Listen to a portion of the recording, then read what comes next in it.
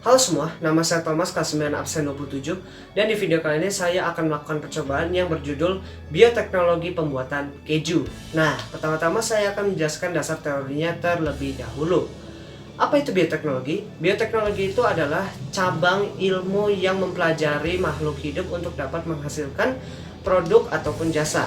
Nah, bioteknologi ini memanfaatkan makhluk hidup. Makhluk hidup yang digunakan ini adalah mikroorganisme, dan makhluk hidup pada bioteknologi yang digunakan dalam bioteknologi ini dinamakan dengan agen bioteknologi. Nah, berdasarkan agen bioteknologi terbagi menjadi dua, yaitu bioteknologi konvensional atau tradisional dan juga bioteknologi modern. Nah, yang akan bekerja pada percobaan kali ini adalah bioteknologi konvensional atau tradisional. Saya akan menjelaskan ciri-ciri dari bioteknologi konvensional. Pertama-tama yaitu bioteknologi konvensional menggunakan mikroorganisme utuh secara langsung, dan teknologi yang digunakan masih terbilang cukup sederhana. Harganya pun relatif murah, dan bioteknologi konvensional ini tidak memiliki efek jangka panjang dan dapat meningkatkan nilai gizi. Bioteknologi konvensional ini sangat mudah dipengaruhi oleh alam, contohnya yaitu seperti hama dan juga suhu. Dan waktu produksi bioteknologi konvensional ini cenderung lebih lama ya dibandingkan bioteknologi modern. Kalau bioteknologi modern kenapa tidak digunakan? Karena harganya di sini adalah terlalu mahal, dan teknologinya pun harus lebih canggih dari bioteknologi konvensional. Keju ini yang akan saya buat menggunakan mikroorganisme Lactobacillus bulgaricus, dan enzimnya adalah lipase. Dan bahan utamanya itu adalah susu yang akan menghasilkan produk keju. Nah, keju ini memiliki banyak sekali nutrisi dan juga kandungan vitamin yang terdapat di dalamnya. Nah, berdasarkan jenisnya, keju ini bisa dibedakan dengan warnanya. Ada yang warna kuning, ada yang warna putih, dan keju juga punya nama-nama yang berbeda. Dan tentunya itu variasinya pun berbeda-beda ya. Jadi ada yang namanya mozzarella, ada yang namanya keju cheddar yang biasa kita lihat di supermarket. Nah, itu semua punya bahan-bahan yang divariasikan gitu. Nah, pada percobaan kali ini saya akan menggunakan variabel bebas dan terikatnya. Tentunya variabel terikatnya adalah susu, dan variabel bebasnya di sini saya menggunakan cuka dan juga mentega. Nah, cuka ini dapat diganti dengan jeruk nipis ataupun jeruk lemon. Yang penting asamnya ini. Nah, untuk cara kerja dari pembuatan keju ini adalah asam dari baik jeruk nipis, jeruk lemon ataupun cuka, yang penting dapat mengikat lemak susu sehingga membentuk gumpalan. Nah, gumpalan itulah yang dinamakan dengan keju.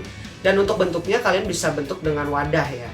Nah, permasalahannya adalah keju yang akan kita buat harus memiliki kerapatan yang benar-benar rapat, dan tidak boleh terlalu keras ataupun tidak boleh terlalu lembek ya, dan juga tidak boleh terlalu asam, dan harus memiliki kerapatan yang benar-benar rapat.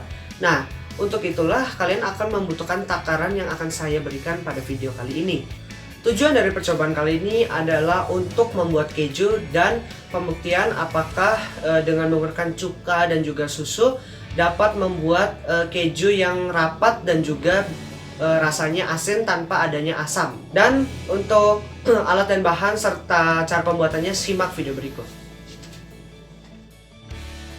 Nah, ini adalah bahan-bahannya. Pertama-tama adalah susu sebagai bahan utama, lalu ada garam sebagai pemberi rasa asin utama, dan juga ada cuka untuk asam dari cuka ini untuk mengikat lemak susunya.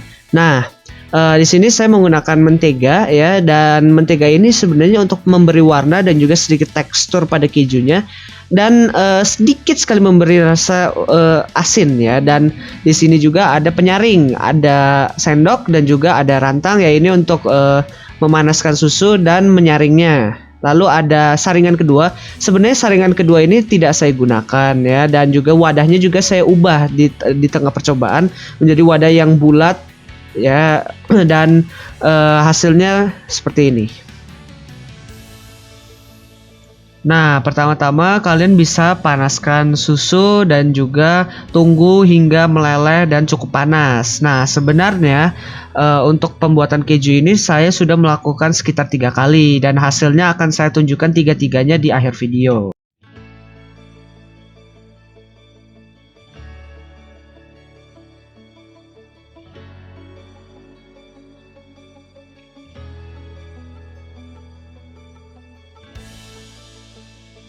Nah, setelah itu kalian bisa memasukkan cuka dengan takaran 1/3/4 sendok makan. Tetapi pada takaran ini masih ada sedikit sekali rasa asam. Jadi kalau kalian ingin rasanya benar-benar asin tanpa asam sedikit pun dan teksturnya masih terlihat rapat, maka kalian bisa menggunakan takaran 1,5 sendok makan.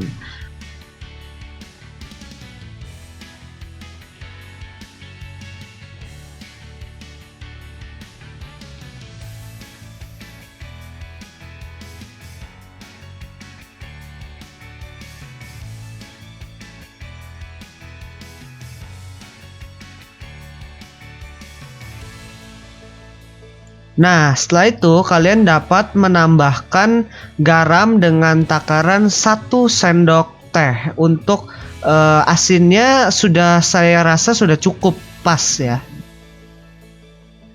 Dan terakhir kalian bisa menambahkan 1/4 sendok teh mentega. Nah, mentega ini sebenarnya hanya variabel bebas yang saya gunakan untuk tekstur dan pewarnaan dan sedikit memberikan rasa asin kepada kejunya ya. Jadi kalian mau gunakan ataupun tidak itu terserah kalian.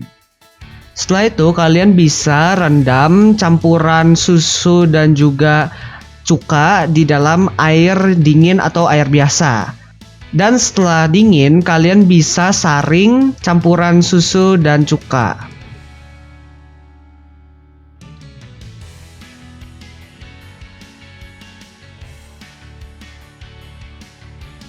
Saringlah hingga hanya tersisa gumpalannya saja dan airnya benar-benar tersaring.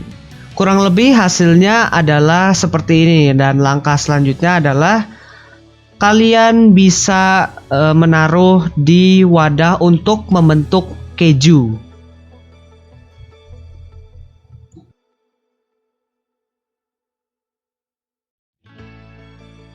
Setelah itu kalian dapat menaruh keju atau mendinginkan keju di freezer selama kurang lebih 1 hari.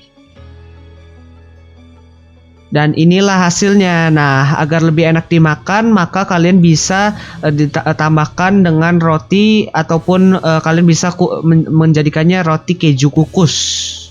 Dan ini adalah beberapa contoh keju yang gagal. Saya telah melakukan 3 kali percobaan dan penyebab kegagalannya adalah di takaran cuka. Nah, takaran cuka ini jika terlalu banyak maka akan membuat kejunya benar-benar rapat dan padat.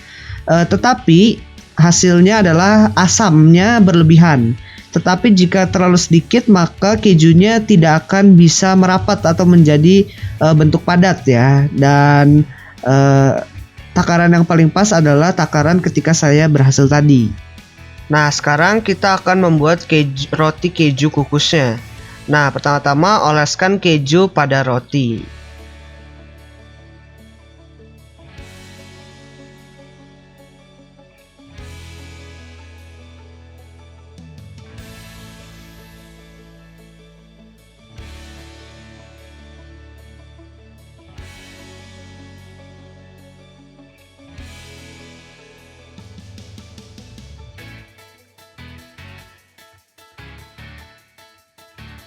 Kemudian kukus roti keju selama sekitar 10 menit.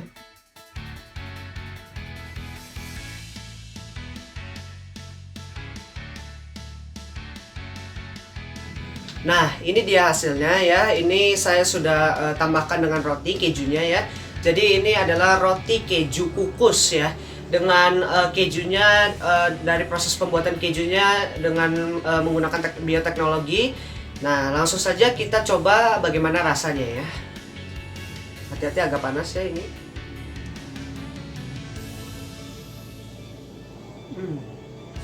Rasanya lumayan enak. Tekstur kejunya terasa, asinnya terasa. Walaupun ada sedikit banget rasa asamnya, tapi itu hampir tidak terasa ya. Dan ini adalah seperti ini. Kejunya memang nggak meleleh banget, tapi rasanya cukup enak. Nah, selanjutnya adalah kita lihat kesimpulannya. Kesimpulannya adalah takaran cuka harus pas agar tidak asam tetapi tetap padat. Mentega hanya sebagai penambah rasa dan tekstur, tidak boleh terlalu banyak karena jika terlalu banyak maka tidak akan jadi. Dan yang terakhir adalah susu yang digunakan harus susu murni atau susu full cream karena mengandung lemak. Sekian video pembuatan keju, simple dan bahannya bisa didapatkan di mana saja. Dan terima kasih telah menonton video ini. Semoga bisa bertemu di lain kesempatan.